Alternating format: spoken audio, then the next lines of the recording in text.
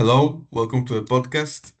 And today we'll talk about very polemic and popular cases about gender-based violence. This will be against men and women. And we also, as a thesis, we have this message that us, as a young generation, we also should be joining the fight against gender-based violence because, like, we are the next generation to be up there, to be the leaders. And yeah, that's it. Let's go for the first case.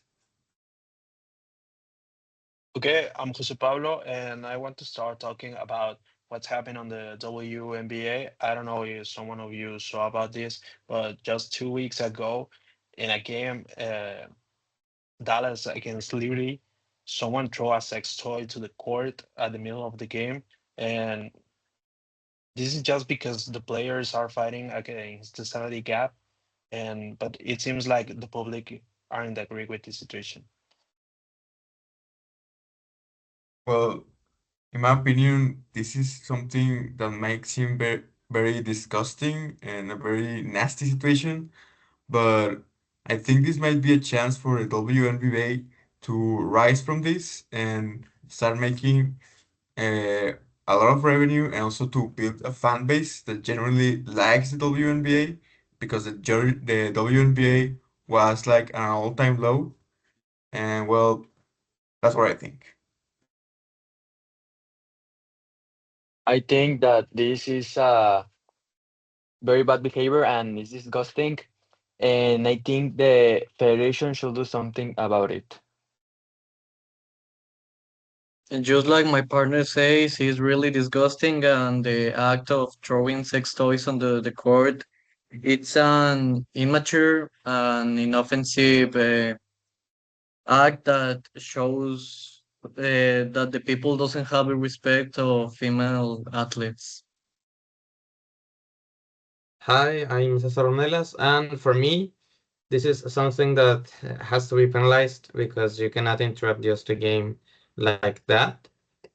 Um, it's pretty respectful, as my own partners said, and I guess with just a model to follow and not to break rules, it should be fine. My name is Braulio. In my opinion, is the incidents these only serve the undermine women's sports instead of the focusing of the athletes' performance. The media turns to distraction. It sex and the WNBA deserves the respect for its talent and professionalism. My name is Oscar Eduardo, and in my opinion, this is very wrong because they are taken as a joke, a very serious problem in the society. Okay, so now talking about sports. A few days ago, I read about this guy, Carl something, I don't remember the name right now, but he's a former NFL player that was shut down and just kicked out of his team just because he expressed openly and widely that he was a gay person. So I'm really curious about your opinions right now. Well, I think that's a very unfair situation. I think he should really get a really good lawyer because there are athletes inside the NFL that do like way worse things. Like being gay is not even a bad thing, but the way they treated him, like it's a very unprofessional way to treat this situation. And yeah, that's my opinion. Well, I am Max, and I think that the teams should think about it to try to include the LGTB community. I'm Jesus Emiliano. I forgot to say in the previous topic, and I think that the release of that homosexual player is that shows that the level of inclusion that are in the NFL, and we need to be more equality on this aspect. As Rafael said, this is very unfair because just they probably get out that player because he was part of the LGBTI plus community, and on because only of he that reason is very unfair. In my opinion, the NFL still struggles with the their inclusion when the first openly gay player is released and people question if this player a role. It shows the league hasn't fully embraced diversity and representation must go beyond to taking a gestures. Well, it's just kind of weird because the NFL is always trying to support the LGBT community, and it's just weird that this player who openly refers to himself like gay was just released when he was a important player for the former team. Now, in case I didn't mention it, my name is Rafael. And also for our third case, we have that here in Mexico, our globally, we were number two in hate crimes against LGBTQ people. And well, that's something that is very bad. I'd like to hear your opinions about that.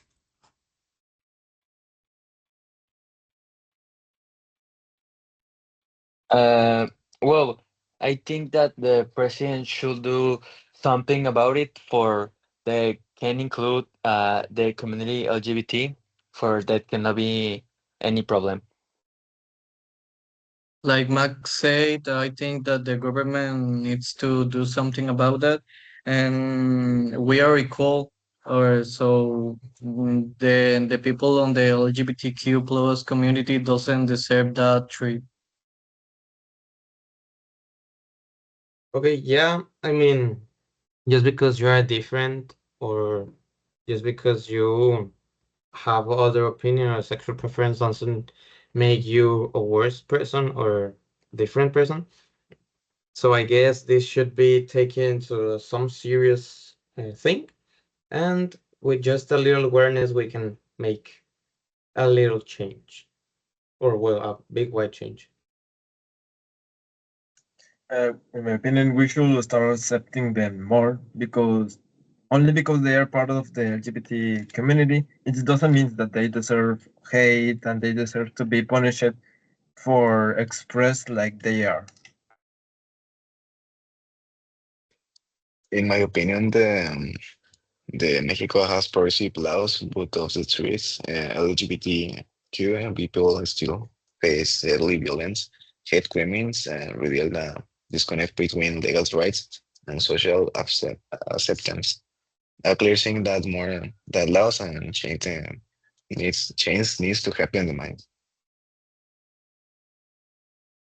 Yeah, I think we need to change our mindset because at the end of the day, they are just people and they don't deserve the hate that they are receiving because they are just people and we should stop these attitudes and stop the hate.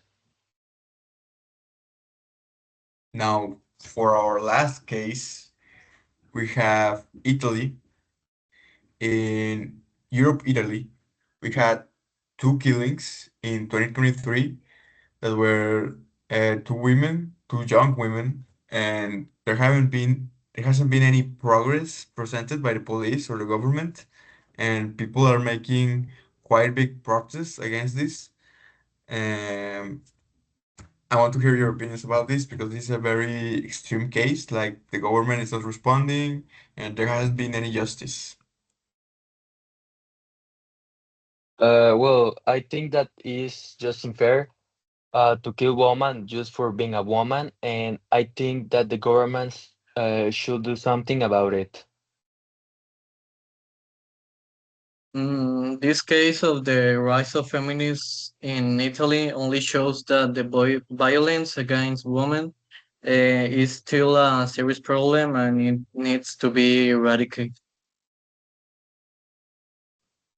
In my point of view, and this is quite a critical case for noticing how hard this problem hits in some countries. People are still fighting for justice. Well, president or the political entity should do something. And the killings were just because they were women. There was no actual reason. So I guess we need into action